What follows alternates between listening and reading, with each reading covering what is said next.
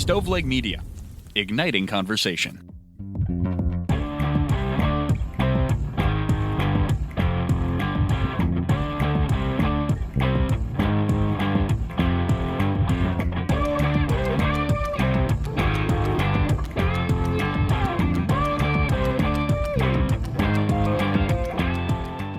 We are thrilled to be joined today by Cairenn Binder, an investigative genealogist. I messed it up. Genetic genealogist. I practiced that before we came on the air and still messed it up. Cairenn, thank you so much for hanging out with us for a little bit.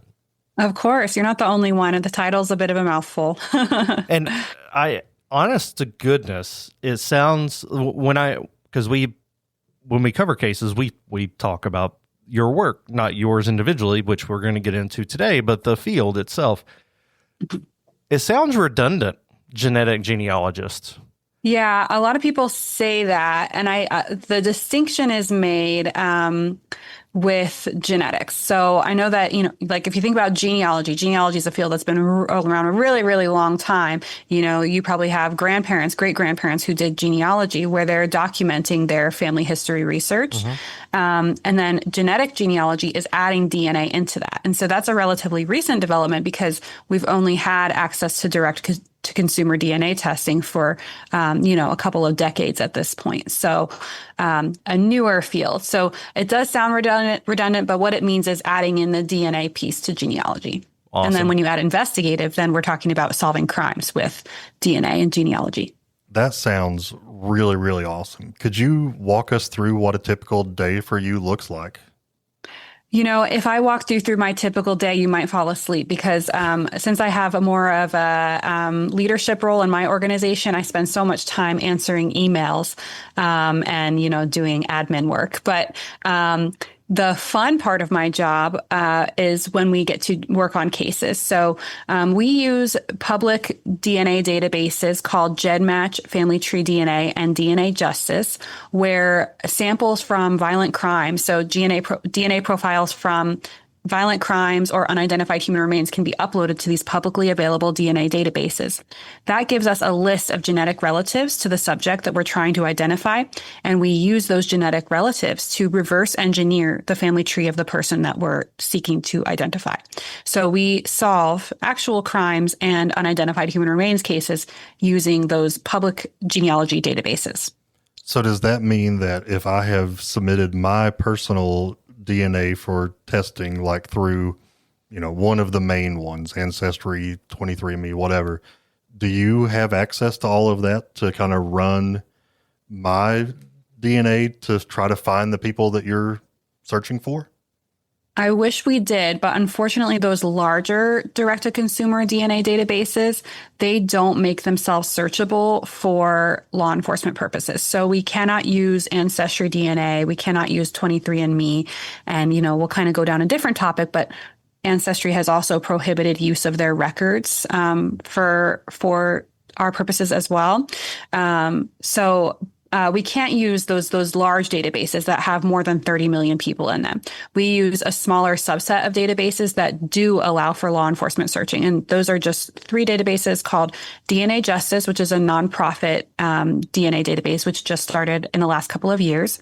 Family Tree DNA, which contains about 2.5 million users, and GEDmatch, which contains about 2.5 million users. So those are a much smaller subset, but we still do solve a lot of violent crimes and a lot of UHR cases using those databases. So I'm very thankful for what we have, even though we don't have those big databases.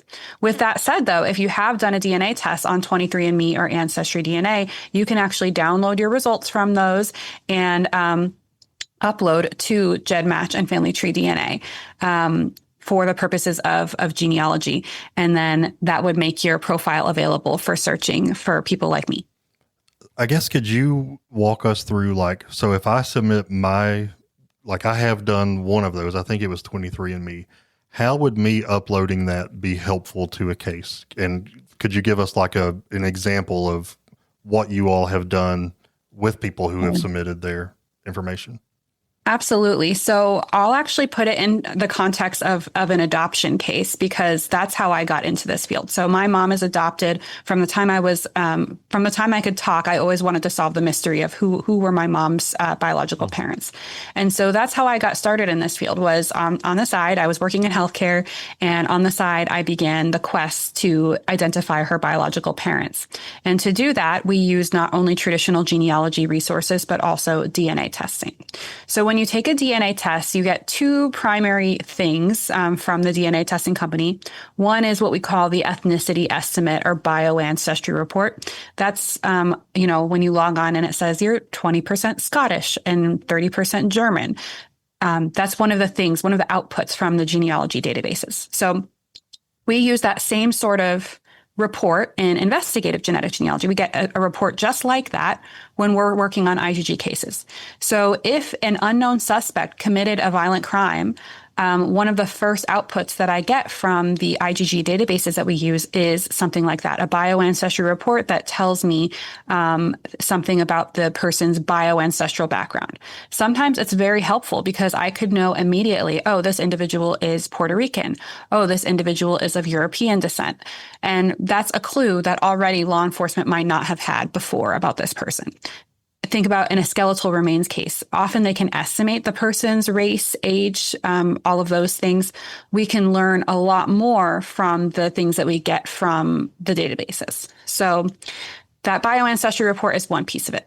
The other piece that you get when you take a DNA test, and what I got when I was working on my mom's adoption case, is a list of genetic relatives.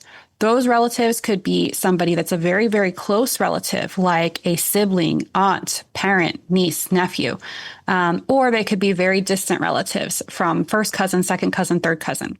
When my mom took a DNA test, she had a first cousin in the database who was also an adoptee.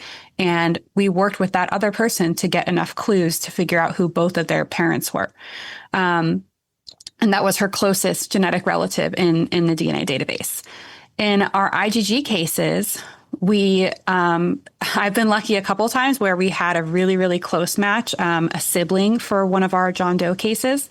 But most of the time we're working with third, fourth, and fifth cousin matches. And so what we're doing is we are building those cousins' family trees up many generations back in time and finding connections between them. And when we find those connections between them, we can presume that those ancestors that are connecting the different genetic relatives are also ancestors of the person that we're trying to identify. And so when you take your DNA and you upload to a DNA database like that, you could be one of those cousin matches to either an unknown violent crime suspect or an unidentified human remains case. And when I tell people that, I get feedback like, well, I already know all my cousins and like none of them are missing. And I'm like, okay, you may think, first of all, that you know all of your first cousins, but do you know all of your second cousins? And almost nobody can name all of their second cousins. When you go out to third cousins, we're talking about hundreds of individuals, and I don't know anybody that can name all of their third cousins. So those third cousin matches can be very, very useful to us. Besides that, there's also the violent crime aspect. Usually people that commit violent crimes that turn into cold cases are not sharing with their friends and relatives like, hey, just so you know, I did a murder back in 1979. If you could not take a DNA test, that would be great. So you might have that other aspect that you don't even know about. So it really does help us. Every single person that uploads to GEDmatch, Family Tree DNA, or DNA Justice has the opportunity to make an impact on these cases. I know we met you out at CrimeCon in Denver, and we were having some really good conversations. And obviously what you do is fascinating to us. I will say that when you started talking about matching with cousins, John disappeared from the conversation. And what are you trying to hide, John? Listen, my mom has 11 brothers and sisters. So when you said, do I even know all my first cousins? I laughed because I have first cousins I would never know on the street. Yeah. Never met a lot of them. So to think of second, third cousins, it's almost astronomical, the number of people that I would be connected to. Yeah. And caveat, they're all crazy, so it definitely scares me to be putting my ancestry DNA in there. That Venn diagram. They're going to be calling me. A lot of overlap. I get it. Awesome. So you got into my next question was going to be how you got into this, but you kind of shared that story, and that's fascinating as well. So you got into it, you got interested in it, and you're doing this full time. How do the cases get to you for you to be looking at them? And are there other agencies working on the same cases? Do you coordinate with other groups doing similar work? How does the whole dynamic work in the field? Yeah, well, to fill in a little bit more of, I guess, how I got here as a full-time role, which I think will also help answer the other part of that question. I was working full-time in healthcare. I'm a registered nurse still in the state of New York, and was working full-time in the healthcare field as an educator. And I volunteered my time on the side with a nonprofit organization that identifies John and Jane Does. And so I ended up doing so much of that. It was almost getting to be like a second full-time role. I was doing so much volunteer work that it was taking up huge amounts of my time. And I think I got really, not to pat myself on the back too much, but I think I got really good at not only doing the work, but also taking a leadership role in this type of work. And then I ended up having an opportunity to move over full time to Ramapo College of New Jersey, where I direct the Investigative Genetic Genealogy Certificate Program. And I'm the assistant director of the Ramapo College Investigative Genetic Genealogy Center. So at Ramapo, we provide pro bono services doing genetic genealogy to help identify human remains and solve violent crimes and wrongful convictions as well. So we take cases from 3 different sources, I would say, although sometimes there's like one-offs of like hospitals, for example, that have an unidentified patient or something like that. But typically, law enforcement agencies and medical examiners / coroners and wrongful convictions organizations such as Innocence Projects. Those are 3 groups that need help identifying DNA samples most commonly. And so our biggest customer is the New Jersey State Police. We have lots and lots of cases from them. And so when they have a case that needs to be solved, they refer it to our case manager. And then we collaborate on the laboratory process. So I should mention, I'm not a forensic scientist. I'm not a DNA analyst. My specialty is in genetic genealogy. And that comes after the very smart people in laboratories create a genotype file from the DNA sample found at a crime scene or from human remains. And so we collaborate with agencies and forensic laboratories to create that genotype profile that's compatible with the DNA databases that we use. And then we provide ongoing communication throughout the actual genealogy work where for example, when we get that initial first update, here's the race and ethnicity of the person that we're looking at, and here's how close the top match is, and here's what we think about the solvability of the case. And so we provide that ongoing communication, sometimes needing reference testers or communication with the family to sort of progress the case forward. So it takes a village. I'm assuming... Of course, I know you couldn't talk about any ongoing investigations that you're a part of, but are you allowed to speak about any cases that through your team's work have been solved? Absolutely. So we have dozens of case solves, a fraction of which are public at this time. That's one of the most frustrating things is sometimes after we've solved a case, it takes a really long time for it to become public. But you can look at all of our cases at ramapo.edu/IGG/cases. And you can see the cases that we're working on right now, as well as cases that have been solved. Some of my favorites over the years, I don't know, it's hard to say if I have favorites, but we worked on some historic cases that are really cool, as well as, modern cases where people were impacted right now. People were actually missing their close family members. So one of my favorites that I ever worked on was there was a young woman named Mary Schlace who was murdered in 1974 in Dunn County, Iowa. And she was from Minnesota. She was hitchhiking to go to an art show in the Midwest. And unfortunately, the person that picked her up ended up murdering her. The reason why this case is so special to me is not only because 50 years later, that murderer was still alive, but also he himself was adopted. And so that made the casework so challenging. Our team had to figure out who he was when his biological identity was actually different than his adoptive identity. And that required a lot of creative genealogy work. So 50 years later, after murdering Mary, he was arrested and now he's spending his life in prison. And so it turned out, obviously the life of Mary can't be brought back, but the family, I think, can finally sleep at night knowing that justice has been delayed but not denied for Mary. Another one that we worked on was the case of the Bintz brothers, who were wrongfully convicted of murder, a murder that happened in 1987.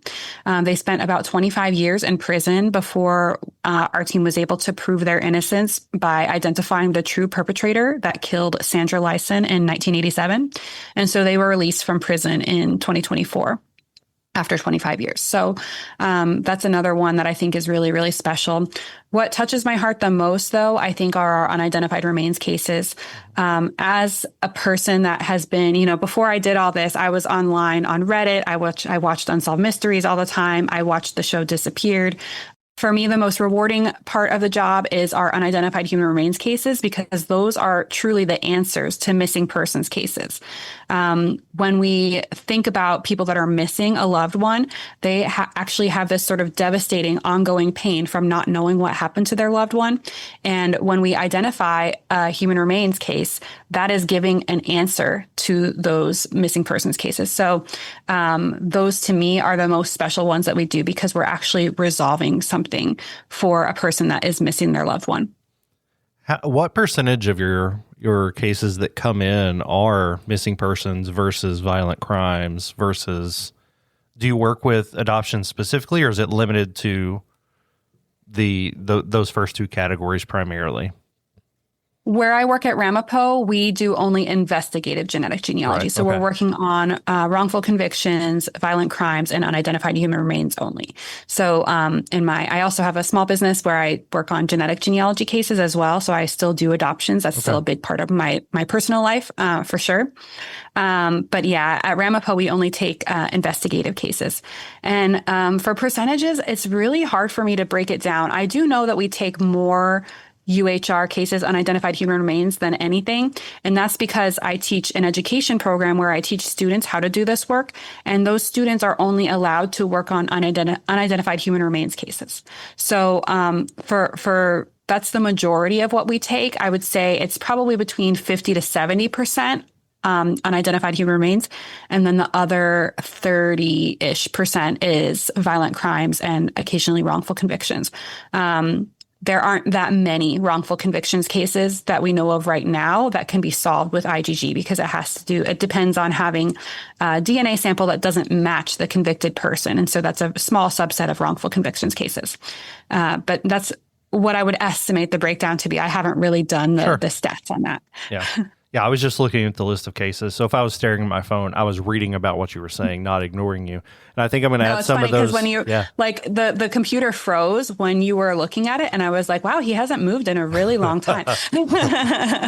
That's actually, I just sit around a lot. But I think I'm going to add some of these cases to our list of cases to cover, because they seem absolutely fascinating, as does everything that you do. Are there cases that you get that come in that there's zero match due to the limited data sets you have? And how often is that? I wouldn't say that it's zero, because there's always more information that we can get than what law enforcement probably had before. And that has to do with that bioancestry report. Right. So even if you don't have a close enough match to do the genealogy, we can know more about the person than we knew before. So to give you one example, we have a case of a John Doe that was found in Florida, and it appears that he's from a Caribbean island. I think probably Anguilla or St. Martin. Okay. And it's very hard to tell, because the genetic relatives to this young man are so distant that it's just like not a lot to go on. And with island populations, they are populated by many different individuals. You have the enslaved population that live there, you have the colonizing population, and then you have potentially indigenous population as well. So it's really hard to break down where a person could be from if they're from one of those island nations. And we have other cases like that as well, where a person might be from rural Latin America, or they might be from Asia. We have another case, Burlington County Jane Doe. We think that she is from Western Asia, possibly Kyrgyzstan. And so those cases, there's not a lot of DNA testing population that are in the DNA databases that can help us figure out who that individual is. But with that said, publicizing the information, hey, this person is from Western Asia, perhaps the right person that knows who they are could come forward to identify them. So it's still more than what investigators had before we did the work, even if there's not a super good chance of using genealogy to identify them. And with that said, at any given time, a person could upload their DNA and be a closer match to that person.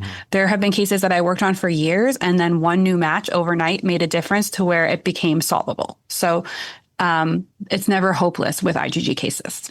So what, like if I submitted my DNA and I do have like a third cousin whose DNA you have and you're trying to solve, how can me uploading it be helpful to you?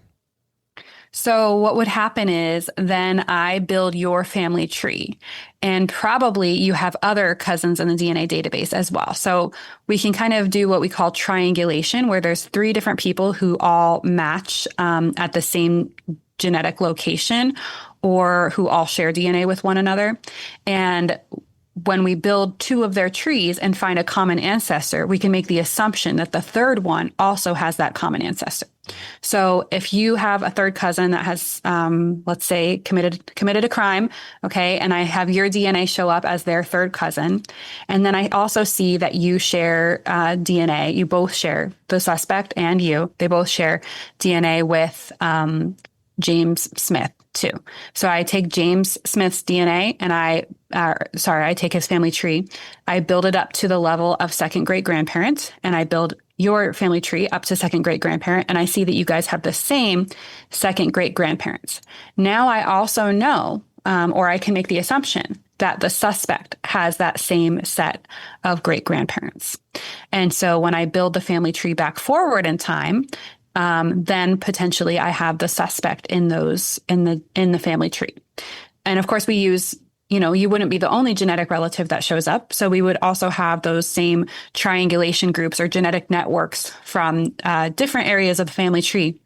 And so it's sort of like solving a puzzle to see how they all fit together.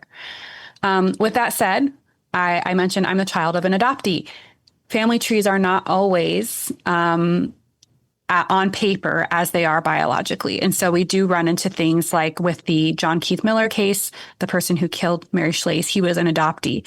And so we find things like that where a person's parent is not who it is on paper, or a person has been adopted, or the family tree structure is not as it should be on paper.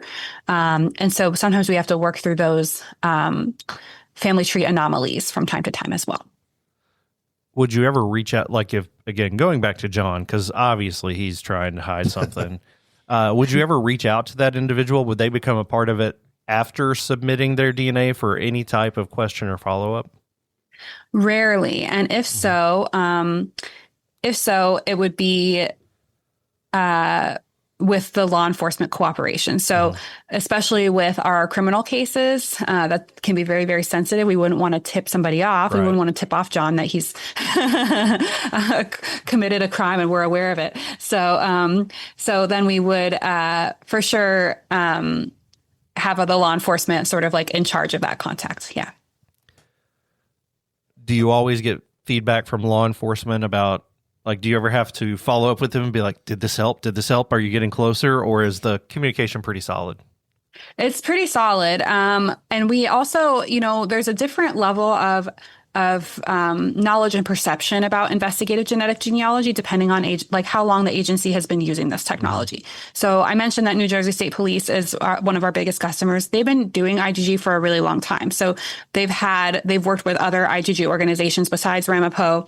They kind of know about how the DNA cousin thing works. And so we can communicate almost like the way that we would communicate with our own colleagues that practice genetic genealogy. So we can use terms like centimorgan and, third cousin once removed, and they get it right away because they're so familiar with this. But of course, if it's the agency's first IGG case, then we might need to be more just using more lay people terms and describing exactly what we're expecting to come of this contact, and sort of like what we think is the prescribed solution almost. So because the family tree thing can get so complicated. So I think it takes like, my healthcare background helps me a lot because I can kind of like feel out the knowledge of the person that we're communicating with and figure out what's the best way to describe this so that we can make sure that we're on the same page in terms of communication. So, she knows to talk but to yeah, me like I'm I would 5. say it's pretty solid. I was sorry, I didn't mean to over. No, it's okay. So that speaking to me, you should speak as if I'm a 5-year-old when you talk. No, I'm sitting here thinking like, most people probably don't know the actual definition of second or third cousin, and myself included in that until like a couple of years ago. And I don't know that I could give you the definition now. Before I did genealogy, I always thought my second cousin is my cousin's child, which is not correct. It's actually, that would be your first cousin once removed. When you're both on the same generation is when you become second cousins sharing great grandparents. So my child and my first cousin's child, those are second cousins to one another. So the once removed, that's when people are on different generations than one another. So, but yeah, for me, I'm a visual learner, so I like to look at a chart of it. Yeah. even when this is my language, like I still like to look at the chart. I had to do a flow chart for my kids when I was explaining how that all worked. So it's really interesting. And I think so many people just don't know the proper definitions. Yeah. I guess, speaking of talking to me like I'm 5, how do you, going back to my example, like if I submit my DNA.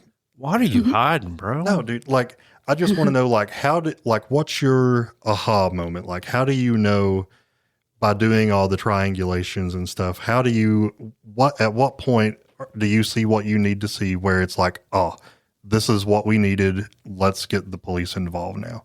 Does that make sense? Yeah, absolutely. So, for me, there's this thing called the union couple. So a union couple is a couple that brings together multiple genetic networks. And often the union couple will be the subject's parents, the person that we're trying to identify, their parents. And so that would be, I have a genetic network that I've built of you and your cousin James Smith over here. And then over here, I have a genetic network that comes from Cordelia Parkington and I don't know, Eleanor Reese or something like that. And when those, turns out Eleanor Reese and Cordelia Parkington's brother or third cousin married your and James Smith's second cousin. And so then I'm like, okay, these two genetic networks are coming together in this couple.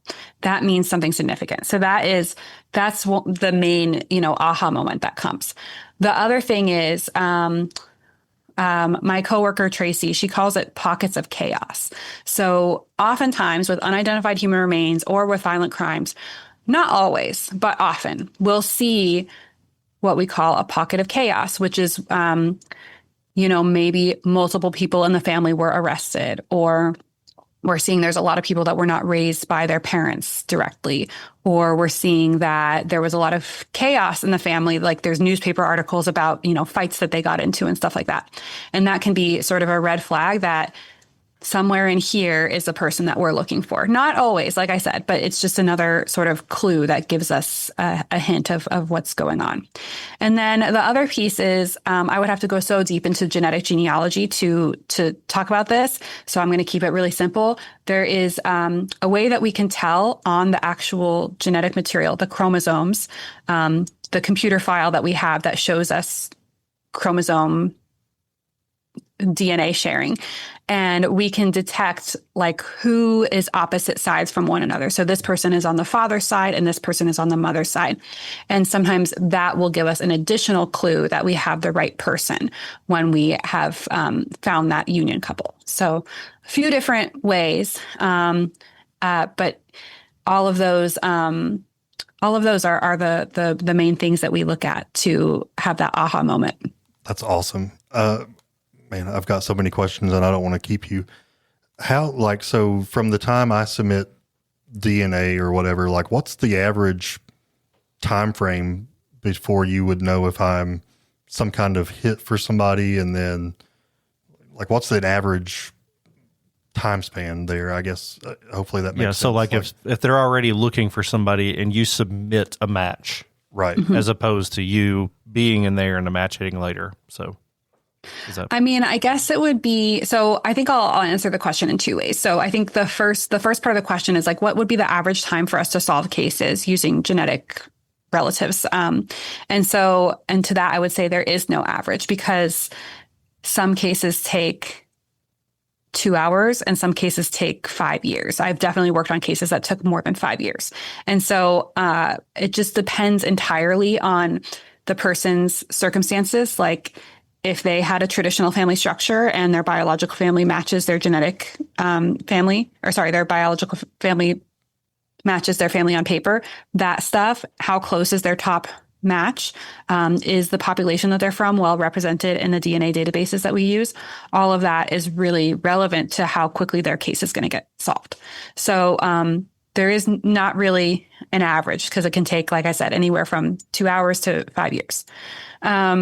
So then the other piece of the question is, if you were to upload your DNA and then you are a genetic relative of one of the individuals who we're trying to identify, how fast would that process happen?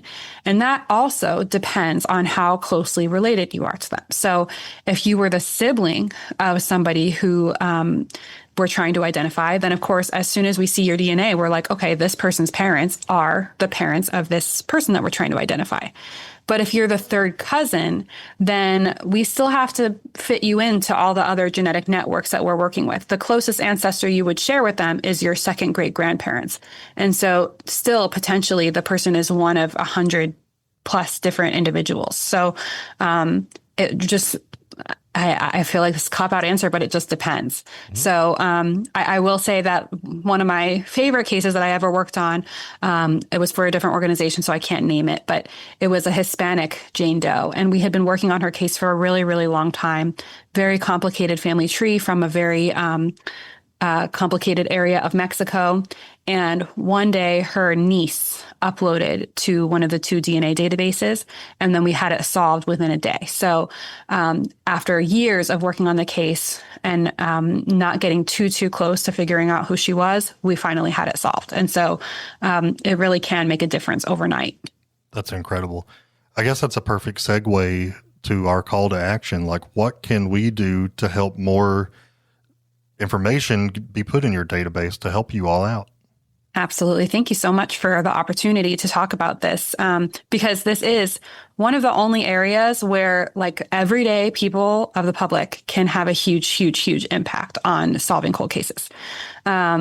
So if you go to ramapo.edu/IGG and click on how you can help, all of these different ways to help will be listed. The biggest one, which we've talked about a lot today, is taking your DNA from a direct-to-consumer database and uploading to GenMatch, Family Tree DNA, and or DNA Justice.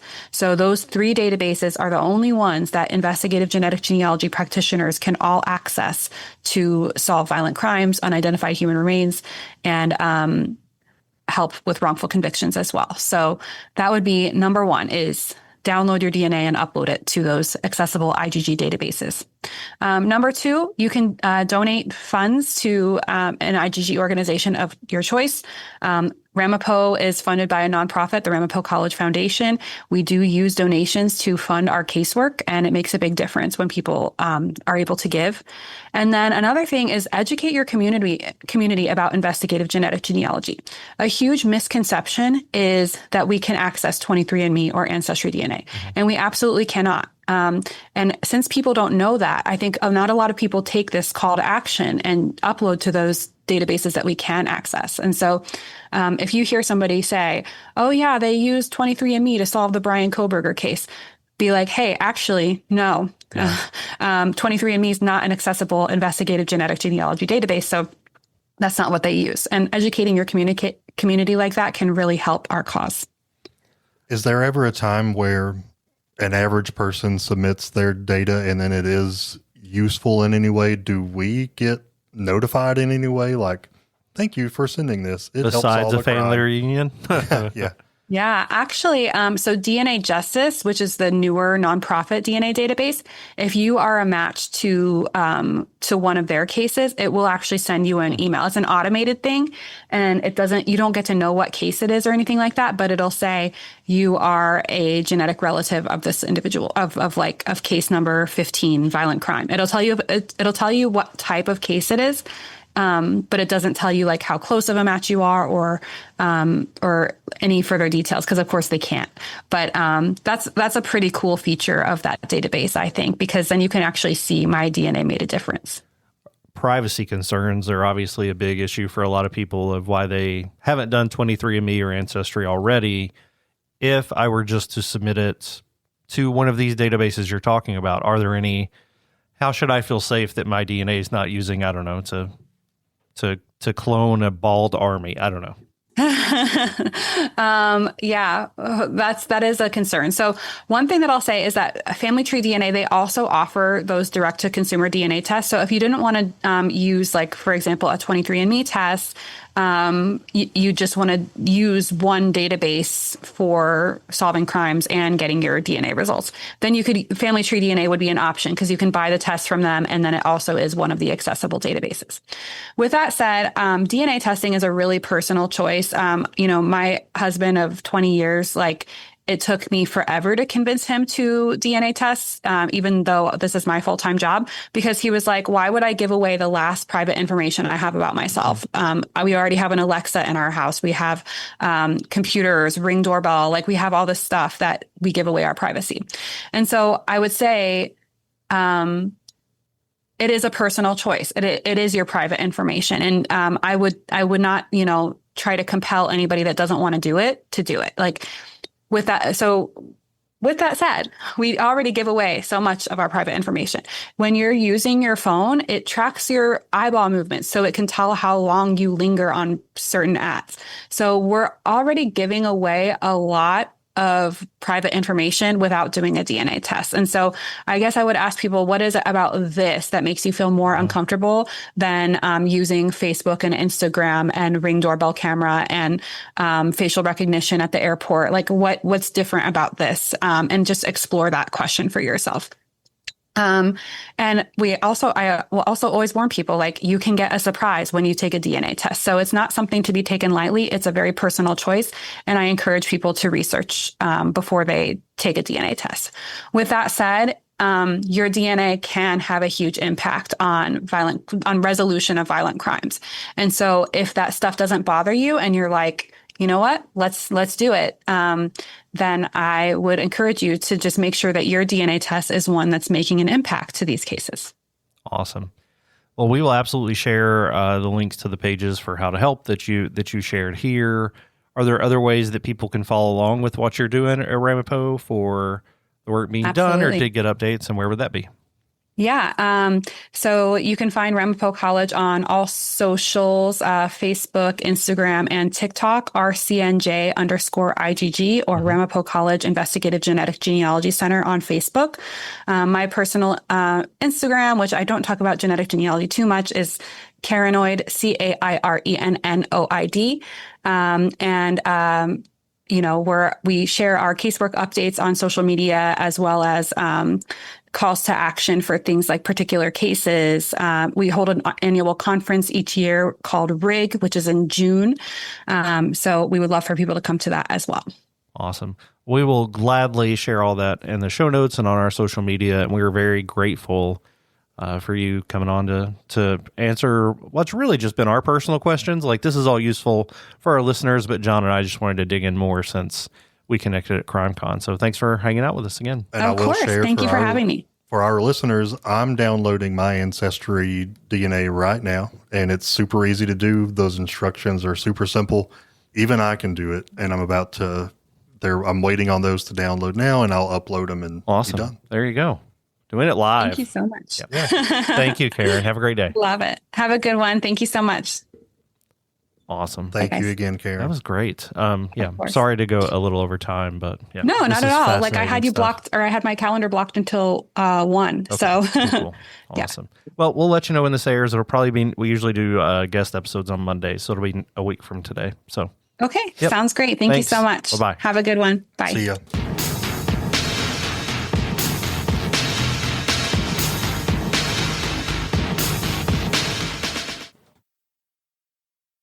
You've listened to True Crimecast, distributed by Stoveleg Media. Check out stoveleg.com to find out more about your hosts and to find other podcasts to listen to. Stoveleg Media, igniting conversation.